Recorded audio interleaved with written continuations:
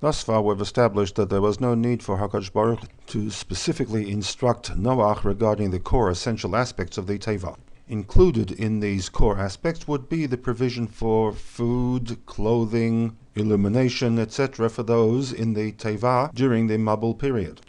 This assumption, though, raises a problem with the command to TZOHAR ta'aseh la-Teva. We earlier linked the word TZOHAR to TZOHARayim, and we interpreted the command of TZOHAR that Noach was to arrange for illumination for the Teva, based upon the assumption mentioned previously that the obvious prerequisites for a Teva did not require a specific command from God, and assuming that illumination is such a prerequisite, no need for God to give Noach the command of TZOHAR, light, ta'aseh la-Teva. This is the overall textual difficulty that Rashi sets out to address in his commentary. And his Pshuta Shel Mikra response is that the command for TZOHAR was to provide for some additional illumination over and above that which Noach would have made provision for under the command of Aseh Lecha Teva. Regarding the source of this additional light, Rashi offers two options.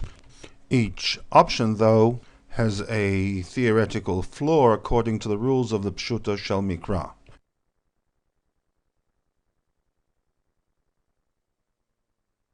Yesh Omrim Chalon, says Rashi, that the additional light came from the outside through a chalon that Noach constructed for the Teva.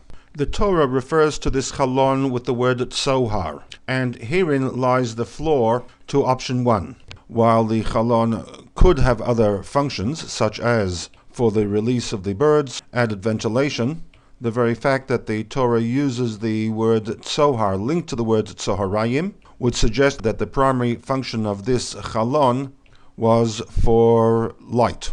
As such, given the dimensions of the ark, given the fact that the ark had 3 levels, along with individual cubicles for each of the pairs of animals, and given the fact that the chalon was a single chalon, the degree of added illumination would have been quite insignificant.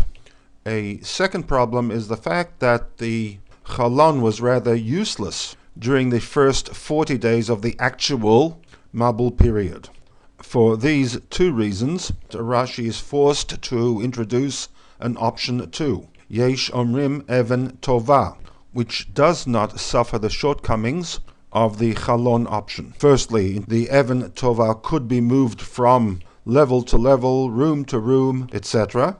Similarly, since the Even Tova did not depend on external light, which was not available during the first 40 days, it would quite adequately fulfill the requirements of the additional illumination that the TZOHAR command mandated.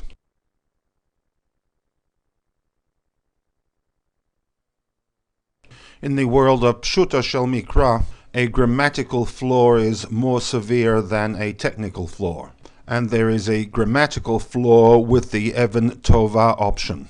The grammatical flaw lies in the wording that is used in the command of TZOHAR, namely that TZOHAR ta'aseh la-Teva. If TZOHAR is a chalon, Noach could be asked to ta'aseh a chalon. He could not be asked to make an Even Tova. The wording should have been TZOHAR tachnis la-Teva. Tachnis, to bring in, or wording similar to this.